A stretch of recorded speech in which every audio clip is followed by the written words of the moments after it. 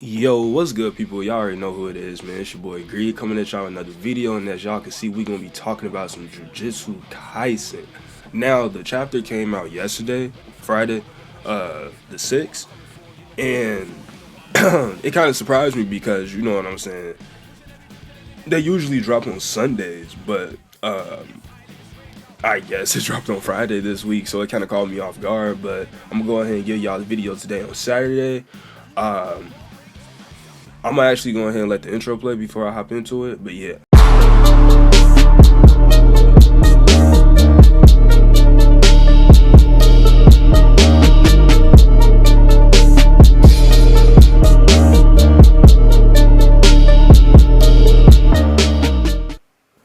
So, this chapter, now I know I've been saying this. I feel like I'm just I just been repeating myself, but it's true though.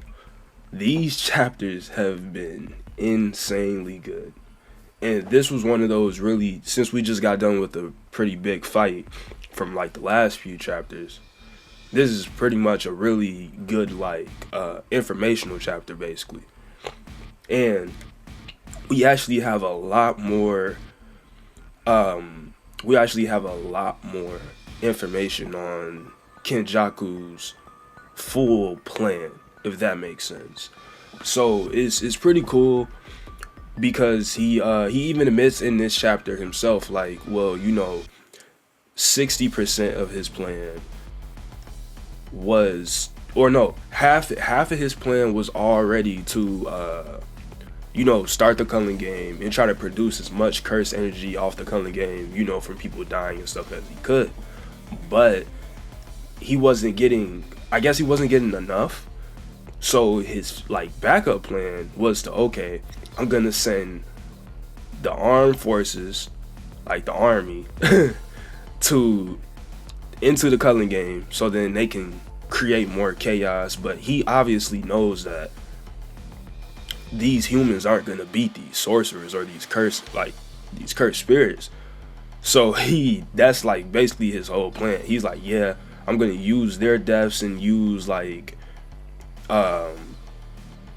in order to create curse energy or whatever, you have to die without regrets or die with regrets. It's something like that.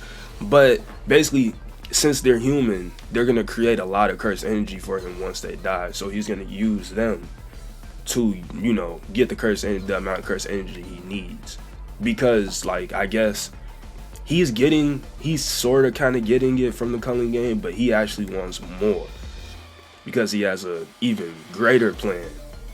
And it's exciting, and it's so interesting to me because we don't fully know we know what he wants to do, but we don't know the full extent to how far he's gonna go, or even if he has a backup plan after his backup plan. You know what I mean?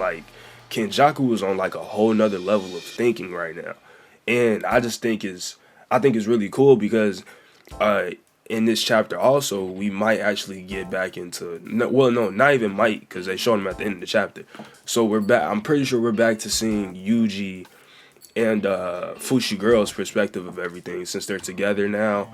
And these past few weeks we haven't really seen too much of them after Yuji and Fushiguro linked up with the Angel. They call the character the Angel, so I'm gonna keep calling it the Angel. But that Angel pretty much knows something about Kenjaku and what he's trying to do with his plan. In turn, they're helping out Yuji and Fushiguro. Yuji and Fushiguro also don't know what happened with Tengen, I'm pretty sure. Because, well, they didn't seem to mention it, so I'm pretty sure they don't really know what happened with Tengen. But I just think I think it's really good that now we're getting back to them. We're gonna start seeing their perspective from things, and I think from this point on, the group is gonna all form back together at least. So I think I'm really excited because I know what kind of fights we gonna get out of this.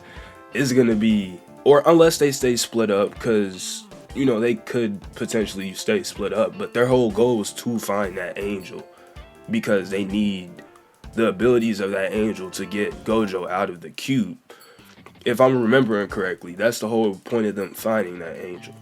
But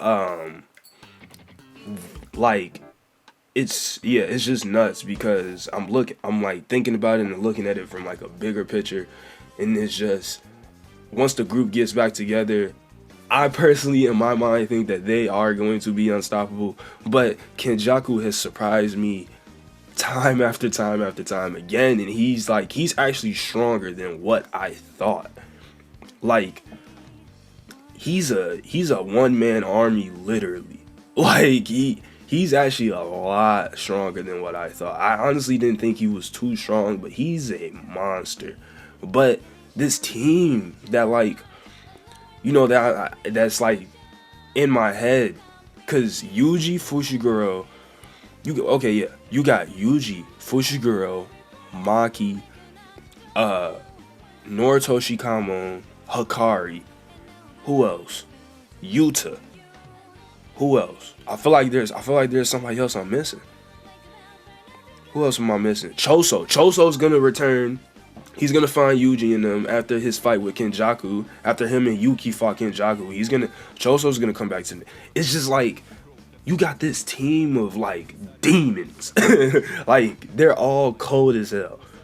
But I guarantee Kenjaku's gonna have a plan for each and every one of their ass, and that's what I'm excited to see the most. Is just I love Kenjaku as a villain. He really screams. How can I put it? I like how he moves. Like I like how slimy he is, and I love like his plans. It seemed like he always got a plan, but then if that plan get fucked up, he always got another one. Like every single time, like he's like, yeah, everything's going in my favor either way. You can't really fuck this up for me. And then when he needs to take matters into his own hands, he will take them into his own hands and handle it. And I love that. That is, man, I can't really even speak too much on like, you know, what just happened in this chapter, because honestly, you know what, no, that's pretty much all that really did happen in this chapter though. Like, you know, Kenjaku spoke about his plan, or let me say, we seen different perspectives on what people think of Kenjaku's plan, and he said, yeah, that was pretty much half of it, but the other half was, you know, having the humans die, because he placed cursed spirits where there were humans, and you know what I'm saying, he's gonna get his cursed energy one way or another. That's how he looks at it, and I just thought that shit was cool as hell. But that's pretty much all I really wanted to say about the chapter and everything, y'all. I hope y'all really enjoyed this video. Let me know what y'all think down below about Kenjaku, because honestly, he's so fucking cool and crazy to me. Like I would honestly love to hear y'all thoughts on Kenjaku in general as a villain, like his plans, everything. But yeah, like, comment, subscribe. I'm out this bitch, and I will see y'all in the next one. Know that the numbers go like 1, 2, greed. Thank you for being a GreedHD nigga.